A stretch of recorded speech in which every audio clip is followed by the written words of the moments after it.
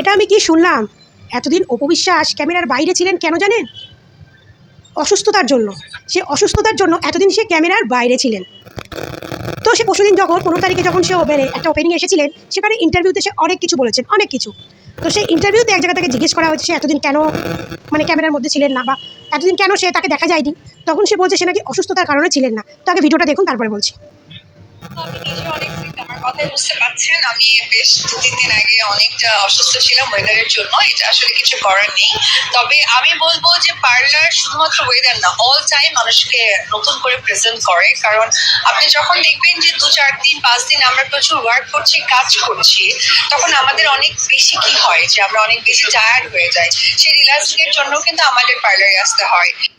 প্রথমে বলবো আমি নিজে অনেক সিক, আমার কথাই বুঝতে পারছেন। আমি বেশ 2-3 দিন আগে অনেকটা অসুস্থ ছিলাম ওয়েদারের জন্য। এটা আসলে কিছু চল ঝুটি। অপু বিশ্বাসের এই ছোটোখাটো মিথ্যা কথাগুলো কিন্তু ভালোই লাগে শুনতে। তো যাই হোক, ওয়েদারের জন্য আমাদের অপু ম্যাডাম অসুস্থ ছিলেন, ভালো কথা। কিন্তু ম্যাডাম, অসুস্থ থেকে মানুষ এত সুন্দরী হয়ে যায় জানতাম না। যদি মানুষ অসুস্থ থেকে এতটা সুন্দরী হয়, তাহলে এরকম অসুস্থতা যেন ভগবান একটু আমাকে দেয়। না, অপু বিশ্বাস অসুস্থ ছিলেন, অথচ তার গ্ল্যামার দেখুন ফেটে পড়ছে। তার চেহারা কতটা স্লিম, এতটা ভালো লাগছে অসুস্থতা থেকে। তো জানি না উনি কী অসুস্থতা ছিলেন। তো তাই বললাম যে অসুস্থ থেকে যদি এত সুন্দর হওয়া যায়, তো এরকম অসুস্থতা তো আশা করি সবাই চাইবে, তাই না? অনেকে সবাই চাইবে যে এরকম অসুস্থ তারাও হোক, তাহলে তারা সুন্দর হয়ে যাবে, স্লিম হয়ে যাবে। তো ইন্টারভিউটা অপু বিশ্বাস এত সুন্দর লাগছে অপু বিশ্বাসকে, আমি কী বলবো। তার ইন্টারভিউগুলো শুধু আমি মন দিয়ে দেখছিলাম, মন দিয়ে, যে কী একটা মেয়ে এত সুন্দর হতে পারে। তার ইন্টারভিউতে তার ফেসটা না দেখলে, এতদিন সে ক্যামেরার বাইরে ছিলেন, হতে পারে তার কোনো অসুস্থতা ছিল, হতে পারে। বাট তার মধ্যে থেকেও যে সে নিজেকে মেনটেন করেছে, বা সে নিজেকে এতটা সুন্দরভাবে প্রেজেন্ট করেছে, তার ভক্তরা তাকে নিয়ে যে এতদিন সে তো ক্যামেরার সামনে ছিল না, তার ভক্তদের মনের মধ্যে একটা অনেকের মনে রাগ হোক বা অনেক কেন আসছে না একটা চিন্তার মধ্যে ছিল। কিন্তু সেইটা সে এক ঝটকায় তার ভক্তদের মাথা থেকে পুরো আউট করে দিয়েছে, পুরোটাই আউট করে দিয়েছে।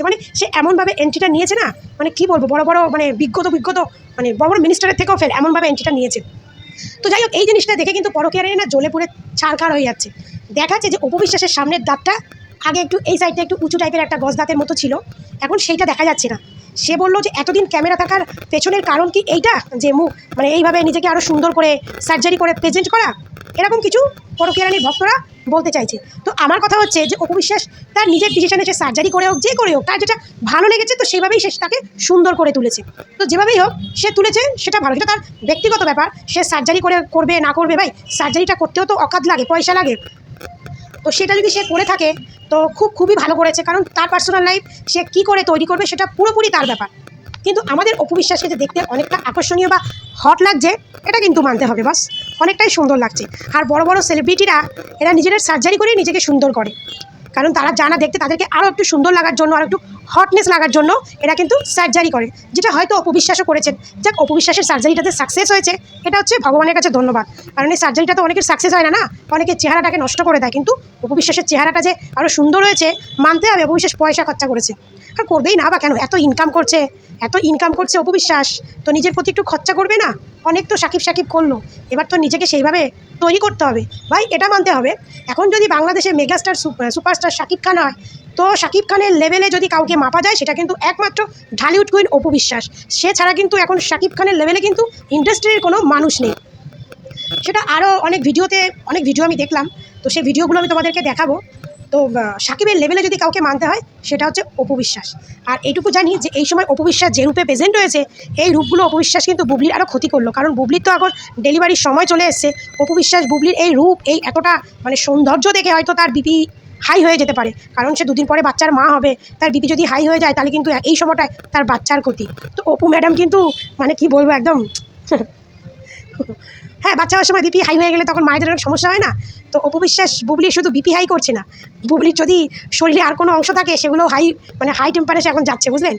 তো অপু বিশ্বাস যেভাবে প্রেজেন্ট হয়েছে, ভাই আমার তো মানতে হবে যে বাংলাদেশের এখন সুন্দরী তকমায় যদি কাউকে ফেলি, সুন্দরী তকমায় যদি কাউকে রাখি, তো সেটা আমি এখন অপু বিশ্বাসকেই রাখবো। আগে আমি পরিমণিকে রাখতাম, পরিমণি হতে পারে ন্যাচারাল সুন্দরী, আর অপু বিশ্বাস হতে পারে সার্জারি সুন্দরী, but Apu Biswas best. Apu Biswas best. আমি এখন অপু বিশ্বাসকেই 1 নম্বরে রাখবো। তো যাই হোক, অপু বিশ্বাসের এই লুকটা তো আশা করি তোমাদের সবারই ভালো লেগেছে, আমারও খুব ভালো লাগলো। কিন্তু এটা খারাপ লাগলো যে আমাদের ম্যাডাম একটু অসুস্থতা ছিল, তো সেই অসুস্থতা কাটিয়ে একদম সুস্থ সবলে আমাদের মাঝে এসেছেন। তার জন্য ভগবানকে অনেক অনেক ধন্যবাদ যে আমাদের পছন্দের নায়িকাকে আবারও সুস্থ সবলে আমাদের মাঝে নিয়ে এসেছেন। তো যাই হোক, এবার ম্যাডাম নতুন নতুন কাজ দেবেন, নতুন নতুন আমাদেরকে মানে ভিডিও করার উৎসাহ করবেন। তার জন্য ম্যাডামকে অসংখ্য অসংখ্য ধন্যবাদ। তো কেমন লাগলো ভিডিওটা জানাবে। সবাই ভালো থাকবে, সুস্থ থাকবে। প্রচণ্ড গরম পড়েছে, মানে ভিডিও করার এনার্জি লেভেলটাই নষ্ট হয়ে যাচ্ছে। এই যে দাঁড়িয়ে আছি দেখছো, ঘেমে দেখো জল, প্রচণ্ড গরম, প্রচণ্ড। তো যাই হোক, সবাই ভালো থেকো, সুস্থ থেকো, টাটা।